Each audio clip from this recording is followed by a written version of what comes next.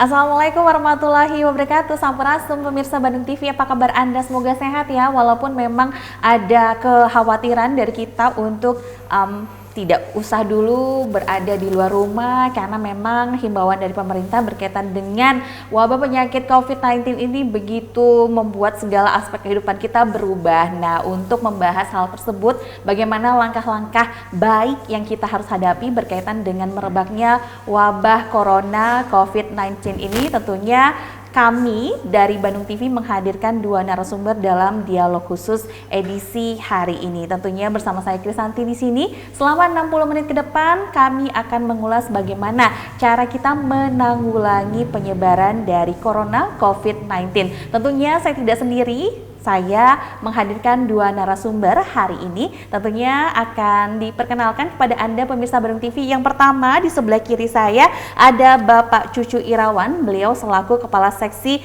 Pelayanan Kesehatan Rujukan Dinas Kesehatan Kota Bandung. Assalamualaikum Bapak. Waalaikumsalam warahmatullahi wabarakatuh. Sampurasun. Sampai harus sehat ya Pak ya? Harus sehat karena banyak sekali informasi yang harus kita bagikan kepada pemirsa Bandung TV khususnya. Betul deh. Iya, dan yang kedua yang paling ujung dan paling cantik di sebelah sana, saya perkenalkan Anda pemirsa, beliau adalah Ibu Firda Warni selaku bagian pelayanan kesehatan rujukan Dinas Kesehatan Kota Bandung. Assalamualaikum Ibu. Apa kabar? Alhamdulillah. Alhamdulillah. Mau menyapa pemirsa Bandung TV dulu? Terima kasih. Halo pemirsa, salam sehat.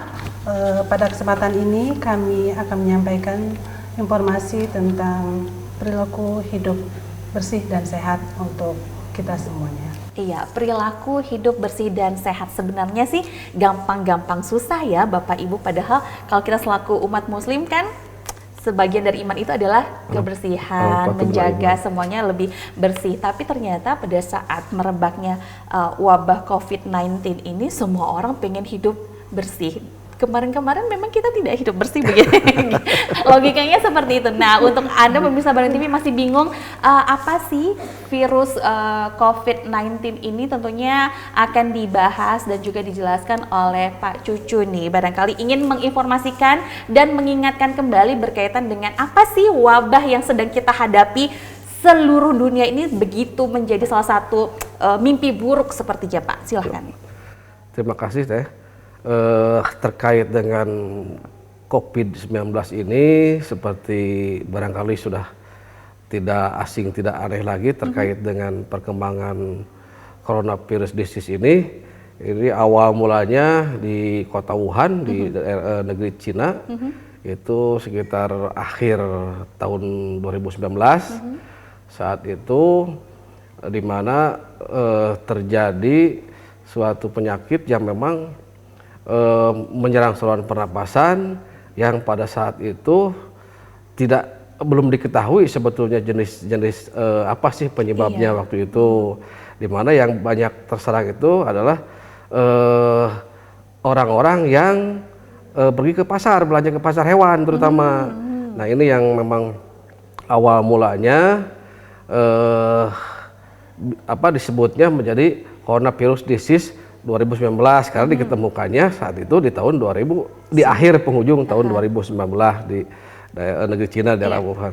Kemudian sekitar kurang lebih tanggal 2 Maret waktu itu Presiden kita Pak Presiden Jokowi menyampaikan bahwa di Indonesia saat itu ada ini yang terkena. Waktu itu tanggal 2 kebetulan yang kena 2 orang lagi gitu. 2 Maret ya, 2 Maret 2020 Teh.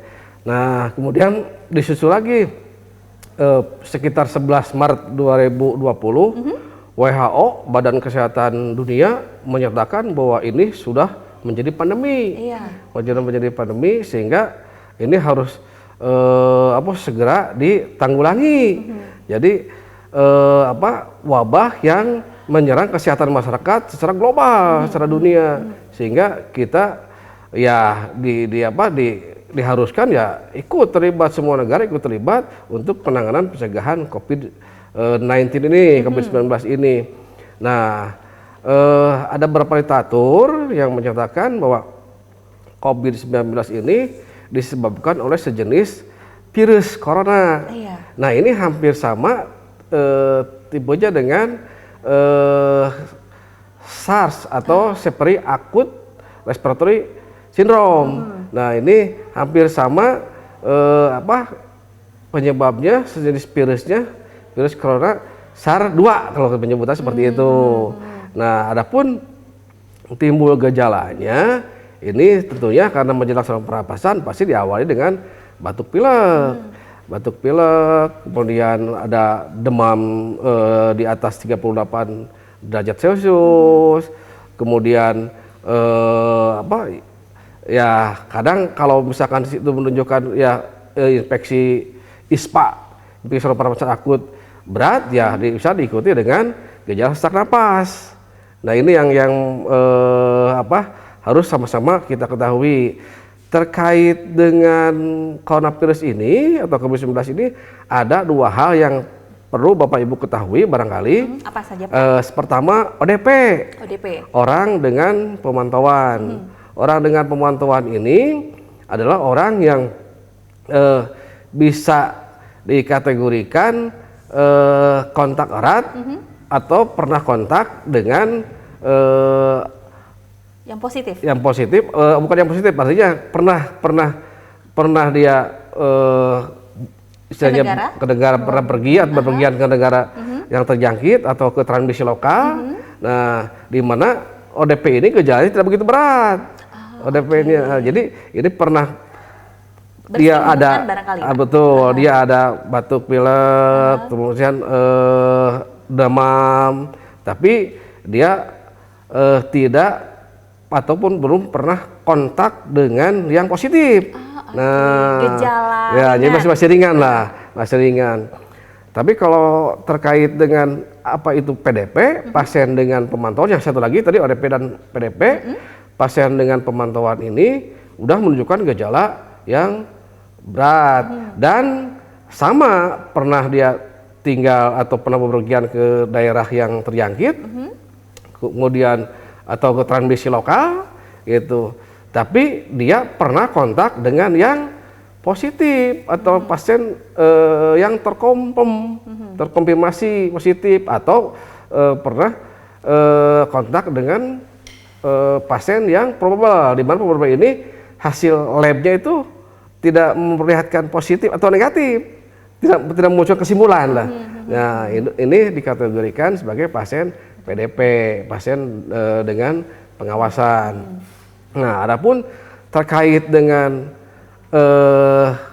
ODP ini, orang dengan pemantauan ini tidak perlu sampai istilahnya dirujuk ke rumah sakit.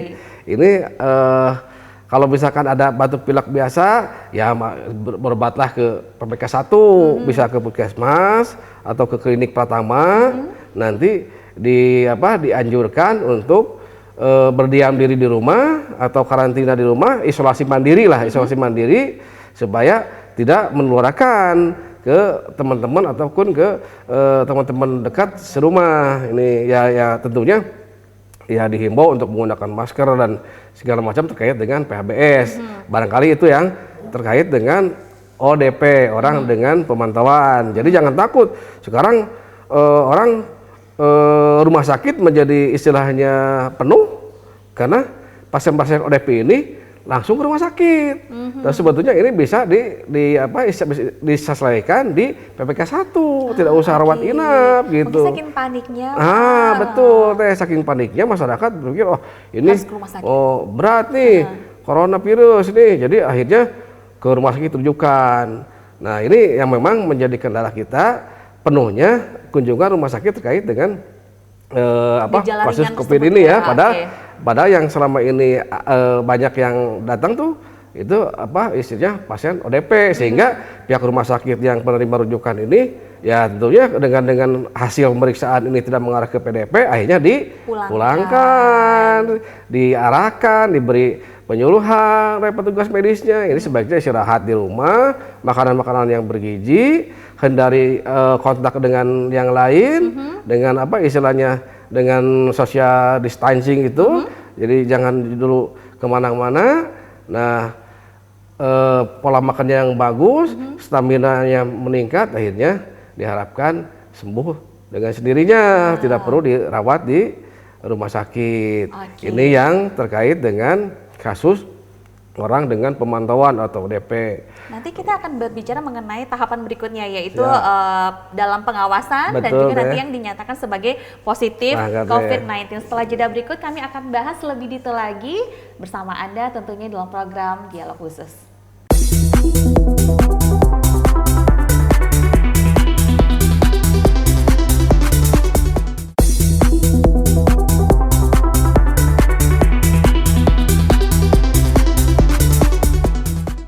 Iya, pemirsa masih membahas mengenai penanggulangan wabah corona COVID-19 bersama Dinas Kesehatan Kota Bandung. Tadi Pak Cucu sudah menerangkan tahapan-tahapan seorang pasien yang akan dinyatakan positif COVID-19, jadi tidak serta-merta langsung periksa, langsung positif ya Pak ya. Betul. Jadi ada tahapan-tahapannya.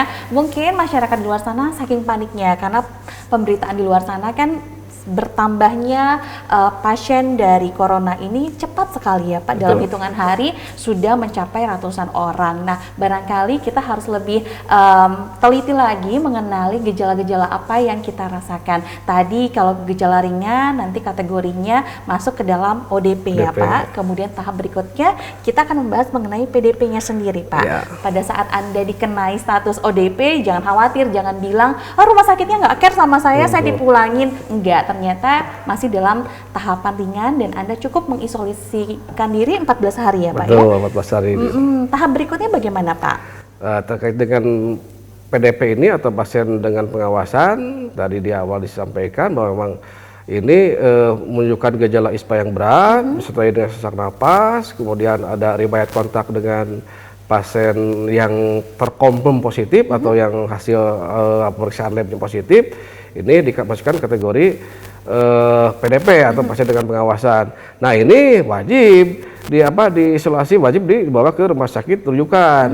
Nah, untuk terkait dengan pasien rujukan, ini Bapak Ibu pemirsa yang di rumah jangan khawatir terkait dengan pasien kesehatan yang ada.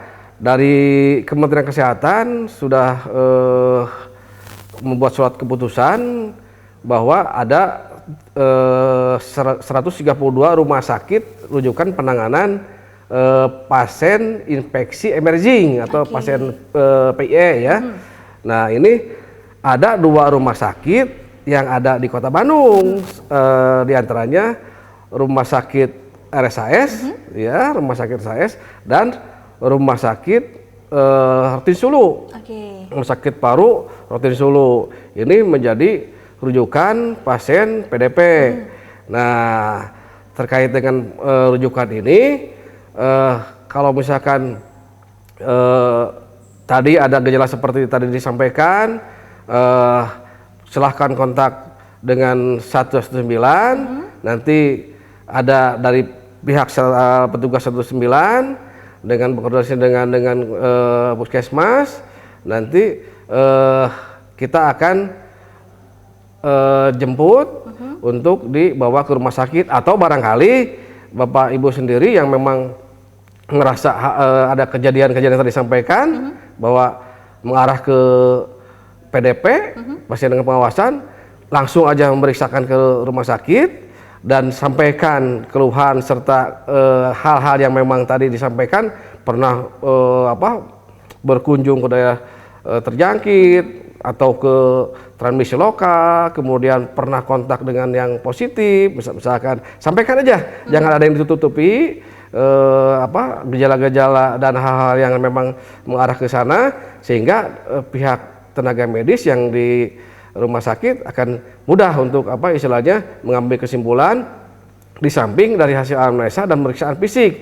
Tentunya ada gejala pneumonia barangkali, kemudian hasil ronsen yang menunjukkan ada infiltrasi ini ke arah pneumonia berat atau ringan. Nah, ini harus diisolasi di rumah sakit. Betul, ada rumah sakit yang 2 rumah sakit tadi yang di surat keputusan oleh Kementerian Kesehatan.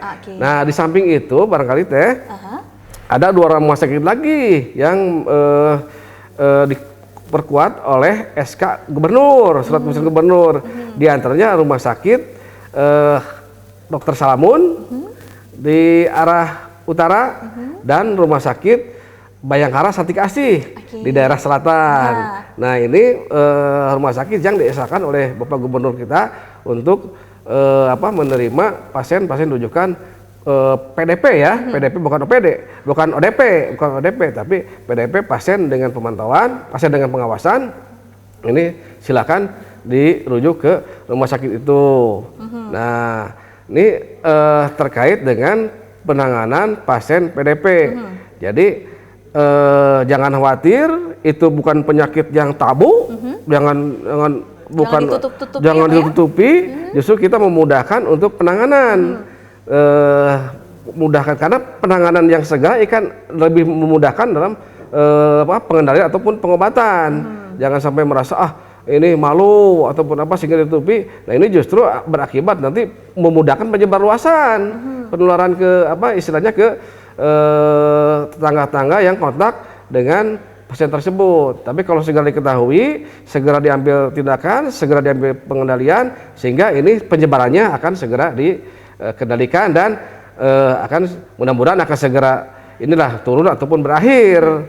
Ini sampai hari kemarin saya menyatakan data dari Kemenkes itu di Indonesia sudah sekitar 514 kasus. Iya.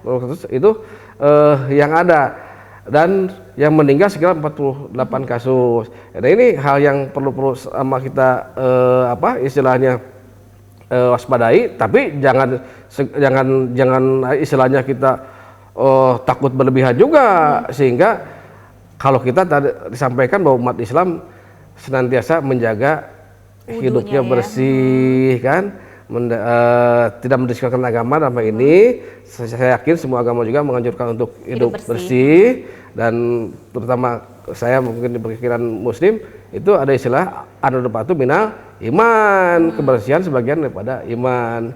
Jadi kalau istilahnya senantiasa berpola hidup bersih sehat, insya Allah lah akan terjaga, barangkali akan terjaga untuk terhindarnya penyakit COVID-19 ini gitu.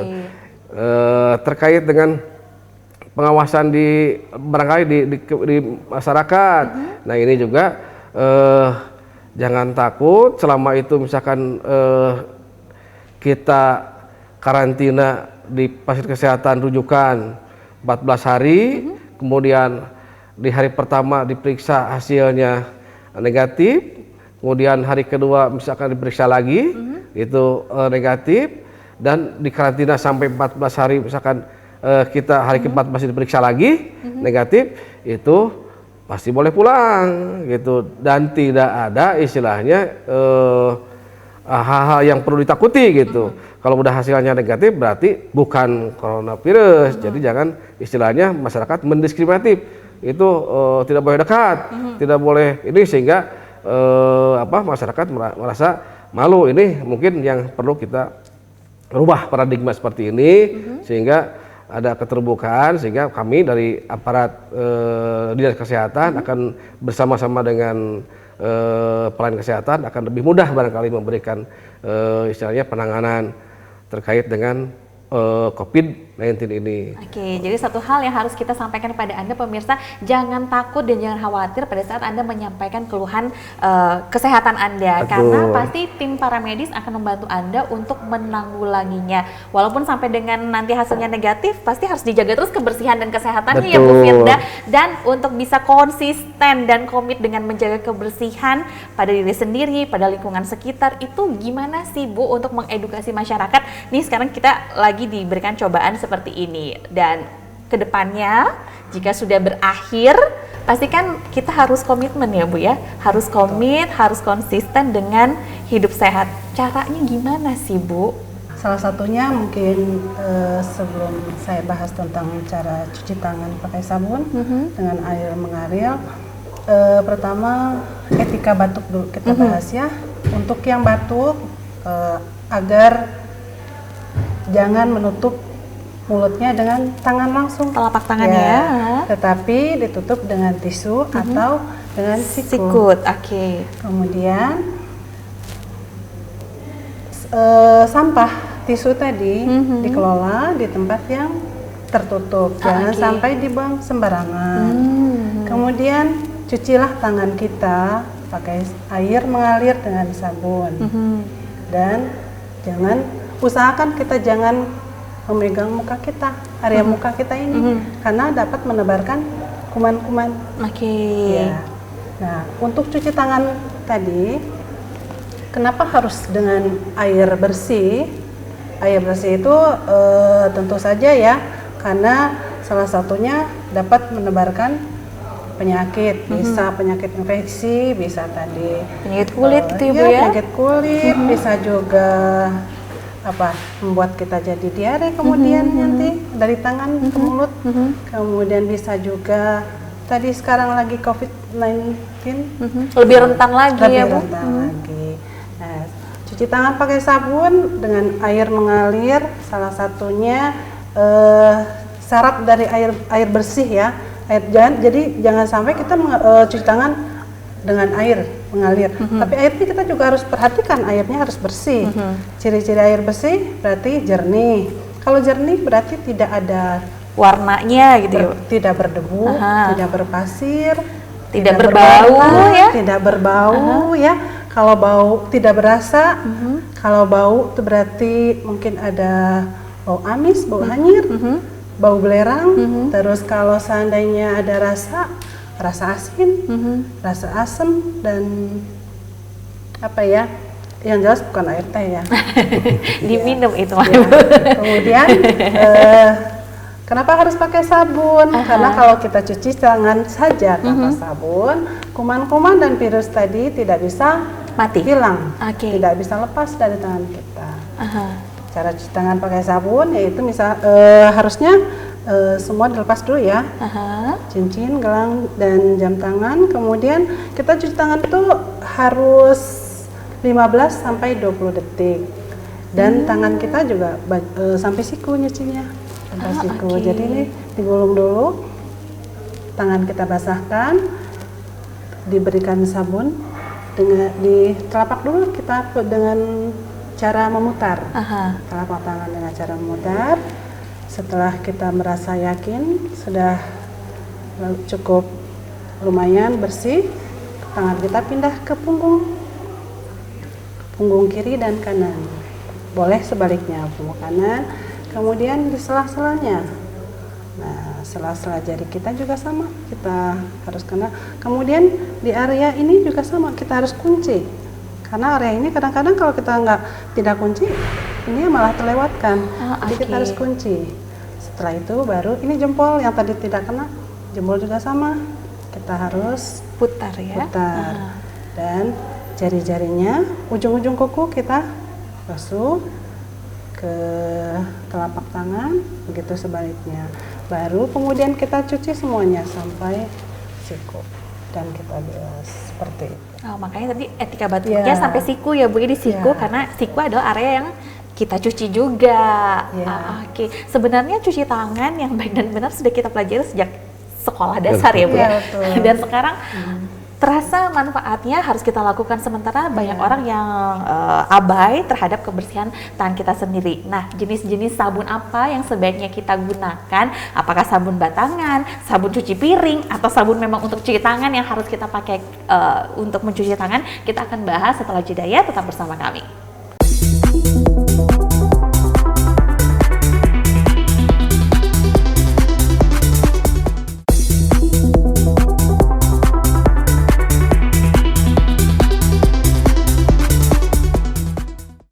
Ya, pemirsa Bandung TV, acara ini dipersembahkan atas kerjasama Bandung TV dan Dinas Kesehatan Kota Bandung. Tadi sudah dibahas bagaimana caranya yang baik dan benar untuk metode cuci tangan, ternyata harus sampai siku pemirsa. Dan tadi juga sempat jeda berkaitan dengan jenis-jenis sabun apa sih yang paling oke untuk bisa membantu kita menghilangkan bakteri yang ada di tangan. Karena di luar sana semua sabun sepertinya, khususnya hand sanitizer, kemudian juga sabun pencuci tangan, kan. Nah, ini habis dan langka di pasaran. Barangkali dengan kedua narasumber kita ini bisa membahas tentang sabun apa saja yang bisa kita gunakan untuk membantu membersihkan area tangan kita. Ibu Firda, panik orang-orang di luar sana mencari semua sabun yang bisa membunuh bakteri khususnya di area tangan. Sebenarnya sabun yang paling oke untuk kita gunakan dalam mencuci tangan seperti apa kriterianya?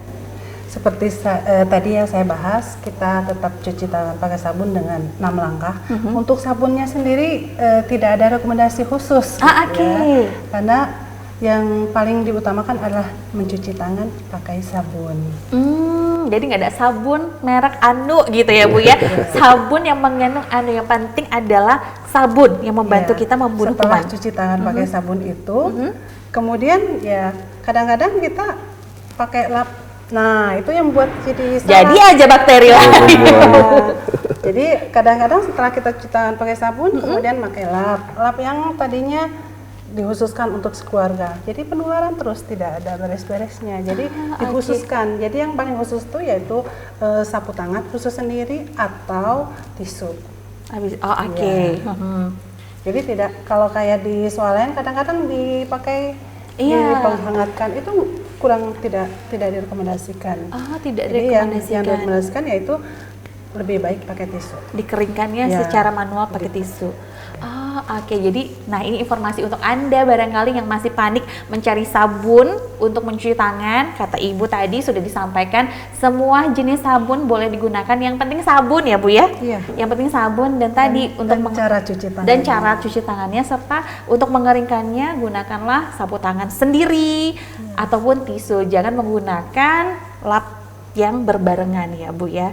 Nah, itu untuk mencegah kita terpapar virus corona. Gampangnya adalah cuci tangan semuanya berawal dari tangan. Tadi kita sudah bahas sama Pak Cucu berkaitan dengan klasifikasi pasiennya ya Pak ya, dari ODP kemudian PDP, dan yang sekarang yang barangkali yang harus diwaspadai adalah mencegah yang tadinya negatif berubah menjadi positif statusnya. Bagaimana sih Pak itu caranya, dan bagaimana pihak dari tim medis untuk menekan jumlah positifnya? Ya, terima kasih deh.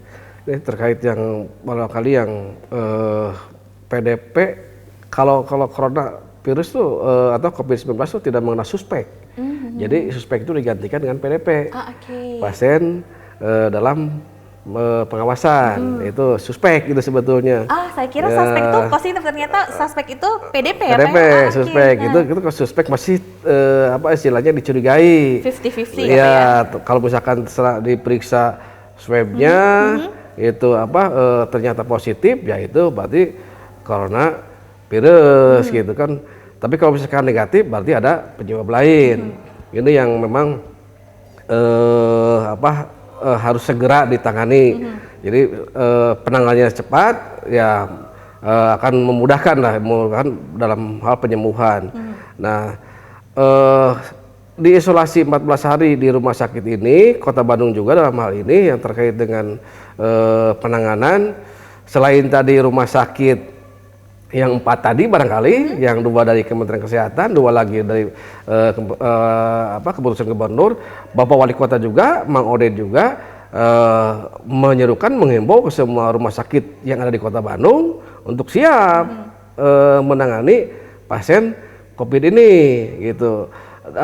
Terkait dengan APD atau hal-hal lain kita akan siapkan. Artinya terkait dengan penunjang sarana ini barangkali pemerintah Kota Bandung sepenuhnya akan membantu, artinya memfasilitasi apa-apa terkait dengan pembiayaan barangkali. Jangan khawatir, kalau yang di SK-kan Kementerian Kesehatan 2 rumah sakit ini yang positif dibayarkan oleh kementerian, kemudian barangkali 2 rumah sakit tadi yang second lainnya dibayarkan oleh pemerintah provinsi, Kota Bandung juga sudah menyiapkan untuk pembiayaan ini. Jadi kami juga menghimbau untuk rumah sakit jangan khawatir, karena yang positif ataupun yang suspek dalam ini tadi PDP akan dibayarkan oleh pemerintah kota, gitu. Jadi jangan khawatir, ini Nanti kalau siapa yang misalnya bayar terjadi ledakan, bahkan mudah-mudahan tidak, rumah sakit yang 4 ini penuh, ya kami akan istilahnya berkoordinasi dengan rumah sakit yang lain yang ada di Kota Bandung, 35 rumah sakit yang ada di kita dan 20-nya rumah sakit umum. Ini termasuk rumah sakit tipe D sampai tipe A. Ini ya tentunya harus siap dengan peralatan ataupun SDM dan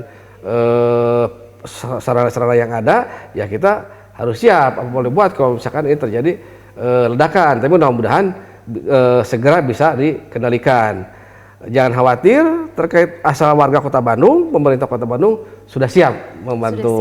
Gitu. Jangan ada khawatir, ini takut nih rumah sakit kami tidak masuk ke dalam pengcoveran biaya. Ya, tidak masuk ke penjaminan Kementerian Kesehatan, tidak masuk ke penjaminan pemerintah provinsi. Nah, kita dari pemerintah Kota Bandung, Pak Wali Kota dengan tentunya dengan Dewan sudah menyiapkan anggaran terkait dengan pengendalian COVID-19 yang ada di Kota Bandung. Jadi jangan khawatir, masyarakat juga jangan khawatir. Itu ini kita dari pemerintah dalam hal ini sepenuhnya membantu memfasilitasi penanganan COVID-19 ini. Barangkali itu terkait dengan penanganan. Jadi rumah sakit yang ada di kita di Kota Bandung tadi harus siap dengan segala macam sarana yang ada melayani atau memberikan pelayanan terhadap pasien COVID ini. Walaupun yang baru di-SK-kan baru 4 ya, 2 rumah sakit oleh Kementerian Kesehatan, 2 rumah sakit oleh provinsi lewat keputusan gubernur. Nah, itu barangkali. Jadi ini menjawab kekhawatiran dari pihak rumah sakit juga, kemudian masyarakat juga. Intinya pemerintah Kota Bandung sepenuhnya berkontribusi untuk ikut mengendalikan terkait dengan COVID-19 ini. Oke, alat untuk tes COVID-19 ini baru saja datang ke Indonesia. Betul. Dari China. Betul. Dan dinamakan rapid test gitu. Betul. Ya Pak ya. Untuk Dinas Kesehatan Kota Bandung sendiri menghadapi rapid test seperti apa nanti sistemnya? Nah, untuk rapid test ini sebetulnya kemarin minggu kemarin kalau nggak salah kami di Kesehatan Kota Bandung sudah berkoordinasi dengan provinsi dan kesehatan provinsi bahwa sudah ada semacam surat dari Kementerian Kesehatan bahwa Laboratorium Kesehatan Daerah Provinsi Jawa Barat siap melaksanakan pemeriksaan swab. Nah, ini barangkali yang perlu kita istilahnya sikapi bahwa tidak perlu lagi bukan tidak dianjurkan ke Litbangkes. Sementara ini kan pemeriksaan hanya bisa dilaksanakan di Litbangkes Kementerian Kesehatan. Nah, untuk saat ini kita sudah bisa melakukan pemeriksaan di Labkesda punya provinsi Jabar. Nah, untuk teknik pemeriksaan swabnya dilaksanakan atau dilakukan oleh petugas dari masing-masing fasilitas kesehatan dalam ini rumah sakit, dikoordinir oleh Dinas Kesehatan Kota. Nah, berkoordinasi dengan Dinas Kesehatan Provinsi. Nah, nanti pengirimannya oleh Dinas Kesehatan Kota lewat koordinasi dengan Kesehatan Provinsi untuk diperiksa di Labkesda punya provinsi. Jadi tidak lagi khawatir lagi harus ke Jakarta. Nah, ini ada hal yang memang informasi yang terupdate ya, yang cukup mengembirakan kita. Nah, terkait dengan rapid test ini, memang Pak Jokowi sudah menyiapkan terkait dengan pemeriksaan rapid test ini. Rapid test ini adalah pemeriksaan diambil darahnya, tapi diambil darah lewat antigen. Nah, ini memang hasilnya akan cepat, tidak 24 jam seperti swab barangkali. Nah, ini bisa sekitar 1 jam juga sudah bisa ada hasil pemeriksaan rapid test ini. Cuman memang kalau pemeriksaan awalnya ini ternyata positif, ini harus dilakukan pemeriksaan PCR, pemeriksaan yang swab tadi, ada tahapannya. Kemudian kalau misalkan ternyata positif, berarti masuk ke isolasi. Kalau kemudian misalkan ternyata negatif, diperiksa ulang lagi ternyata negatif, itu berarti bukan coronavirus. Jadi terkait dengan pemeriksaan ada dua pemeriksaan tadi, antigen antibody rapid test, antigen tadi swab. Pemeriksaan swab dengan apus di cairan hidung atau tenggorokan. Ini memang sebetulnya perlu hati-hati, memang tidak nyaman gitu, beda dengan kita diambil darah ya, diambil istilahnya antigennya tadi, antigennya akan lebih praktis sebetulnya gitu, hasil juga akan lebih cepat, cuman memang tadi alatnya kita masih menunggu dari pusat, barangkali itu ya untuk selanjutnya barangkali kita akan berkoordinasi dengan baik itu provinsi ataupun dari kementerian. Semua masyarakat Kota Bandung kah yang bisa menjalankan rapid test tersebut? Atau memang kabarnya hanya 50 orang dari yang positif katanya yang boleh mengakses rapid test ini. Dari Dinkes Kota Bandung sendiri bagaimana Pak prosesnya? Nah, untuk rapid test ini barangkali kita akan utamakan yang kontak erat, yang ODP dengan kontak erat, yang berisiko barangkali, karena memang keterbatasan tadi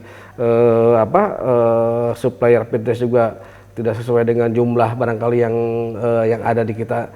Kalau melihat dari istilahnya kebutuhan, tentunya masyarakat kan sepingin semua diperiksa gitu. Tapi kan dengan keterbatasan seperti itu tidak mungkin. Nah, kita ambil skala prioritas barangkali. Jadi yang tentunya yang kontak erat, yang betul-betul menimbulkan gejala, baru akan kita prioritaskan. Barangkali itu. Kalau misalkan hanya batuk pilek biasa, tidak pernah berkunjung ke tempat yang terjangkit ataupun transmisi lokal, ataupun tidak pernah kontak dengan yang istilahnya yang PDP, tidak pernah berkontak dengan yang positif atau kemudian itu mungkin sebaiknya diperiksa aja ke paskes primer ya, jadi supaya tidak menimbulkan gejala-gejala yang lain. Barangkali ini yang memang yang dari beberapa yang tidak tertangani dalam artian meninggal ini kebanyakan memang ada penyakit komorbid, penyakit penyerta. Ini yang sudah ada tuh yang sering yang memang banyaknya itu penyakit jantung, kemudian ginjal, kemudian tadi dengan kelainan paru-paru obstetrik ya, penyumbatan saluran napas, sehingga ini memperberat kondisi si pasien sehingga banyak yang tidak tertolong. Ini yang kemudian yang usia lanjut, Bu, di atas 60 atau 70 tahun. Rentan ya, Pak ya, lebih rentan, daya tahan tubuhnya lebih rentan. Jadi ini barangkali ya justru menghimbau juga ke masyarakat semua, istilahnya lebih diutamakan tadi social distance, gitu, menjaga diri, lebih banyak tinggal di rumah lah gitu, daripada kita kontak dengan orang yang memang kita tidak tahu gitu, sehingga memudahkan untuk penularan, terutama yang lansia itu lebih banyak tinggal di rumah barangkali. Oke, dan perbincangan kita semakin menarik pemirsa, tapi sayang masih ada satu segmen lagi yang akan kita bahas. Kita manfaatkan semaksimal mungkin bagaimana meningkatkan kualitas hidup sehat kita dan juga meningkatkan imunitas kita selain dengan mencuci tangan. Setelah jeda kami segera kembali.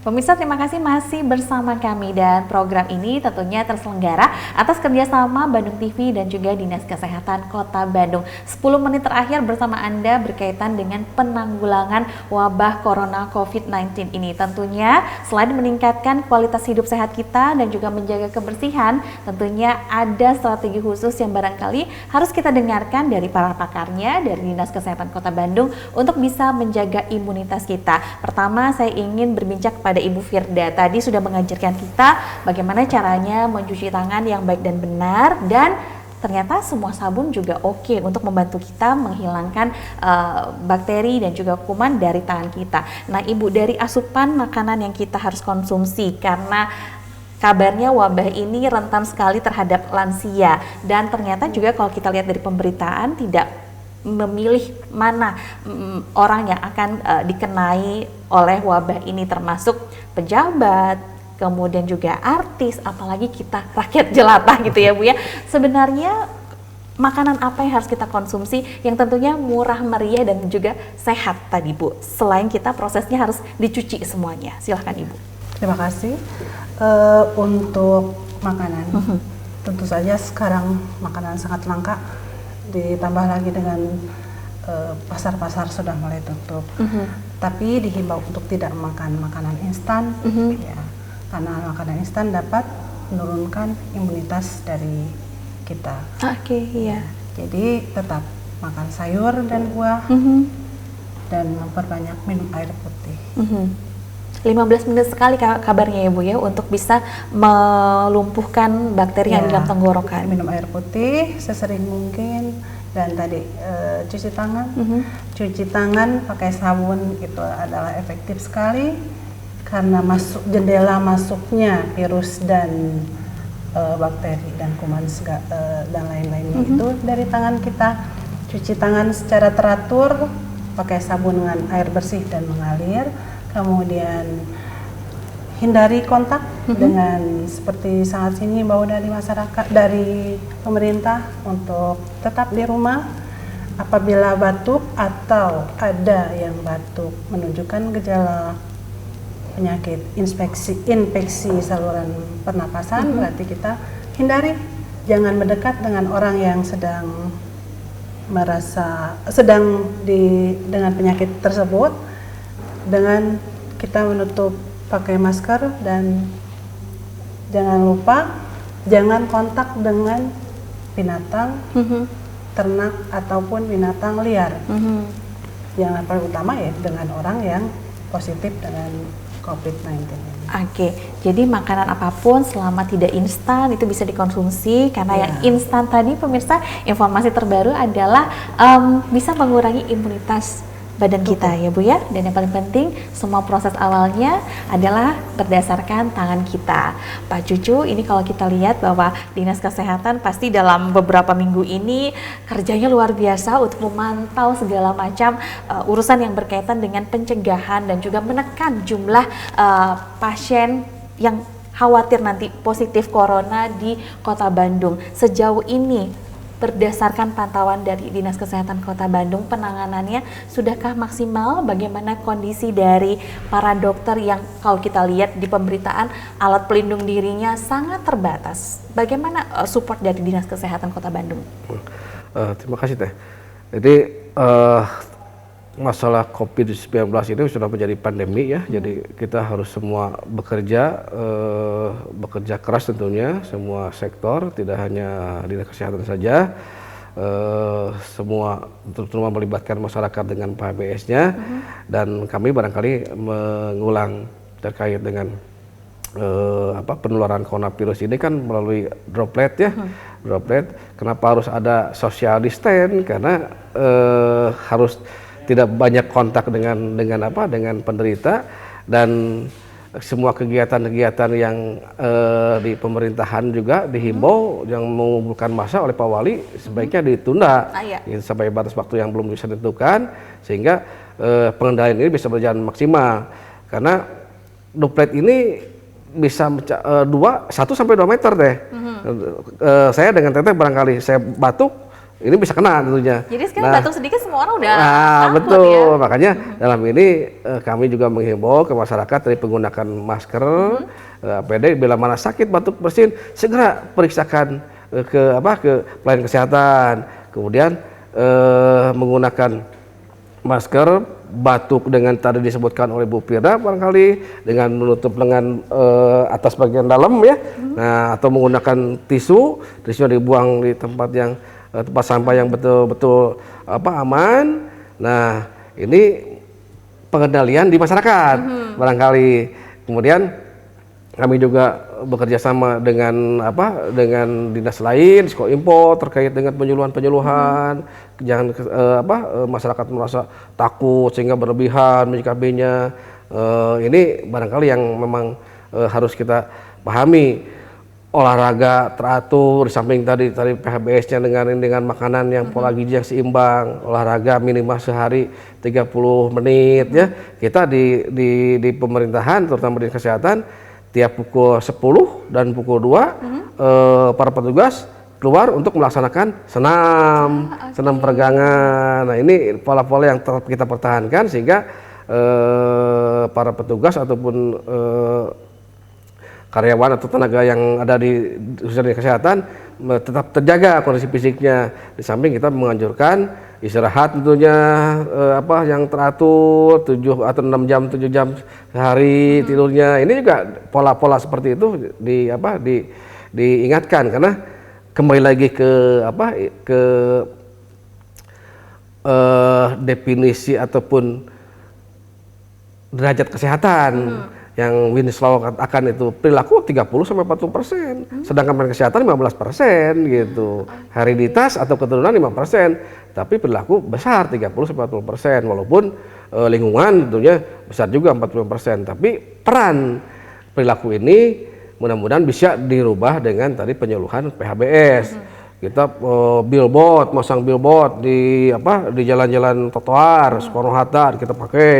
Pencegahan tema pencegahan COVID ini supaya masyarakat paham mengerti ini secara mandiri mencegah gitu karena masyarakat dengan SDM-nya terbatas pemerintah dengan SDM-nya terbatas barangkali tidak bisa sepenuhnya memantau 24 jam. Nah, ini masyarakat diminta mandiri untuk mencegah penanganan COVID-19 ini. Kita terus berkolaborasi dari mulai hulu sampai ke hilir. Kita penanganan dari mulai misalkan tenaga kesehatannya, kemudian masyarakatnya, kemudian para pelaku. Ini kita himbau sama-sama bergerak. Yuk kita bersama bergerak, berusaha melakukan pencegahan dan pengendalian COVID-19 ini. Itu kalau menurut tadi optimal belum optimal, saya pikir kita harus berusaha, bekerja keras, berkomunikasi, menyampaikan data dengan benar, berkoordinasi dengan pemerintah provinsi dan kementerian dalam ini. Nah, sama-sama bergerak. Yuk kita turunkan kasus corona ini karena ini sudah menjadi KLB, sudah jadi wabah yang perlu segera kita tangani bersama. Dan jadi masalah dunia ya, Betul, Pak ya? jadi pandemi tadi teh. Betul sekali. Dan pemirsa, sepertinya perbincangan kita harus segera diakhiri dan tentunya selamat bekerja kepada Pak Cucu dan juga Bu Firda. Semoga wabah ini segera berlalu dan pemerintah dari Kota Bandung melalui Dinas Kesehatan Kota Bandung bisa terus menjaga kesehatan masyarakat Kota Bandung dan maksimal dalam memberikan edukasi kepada kita selaku masyarakat Kota Bandung khususnya untuk terus bisa hidup sehat. Hatur nuhun sudah datang ke studio Bandung TV dan selamat bekerja untuk bisa mengedukasi masyarakat Kota Bandung, Bapak Ibu, hatur nuhun. Dan saya Krisanti mengucapkan terima kasih juga kepada Anda yang sudah bergabung selama 60 menit dan tentunya program ini terlaksana atas kerjasama Bandung TV bersama Dinas Kesehatan Kota Bandung. Dan segera kami akhiri perjumpaan kita dalam episode kali ini. Saya Krisanti pamit. Wassalamualaikum warahmatullahi wabarakatuh. Waalaikumsalam warahmatullahi wabarakatuh.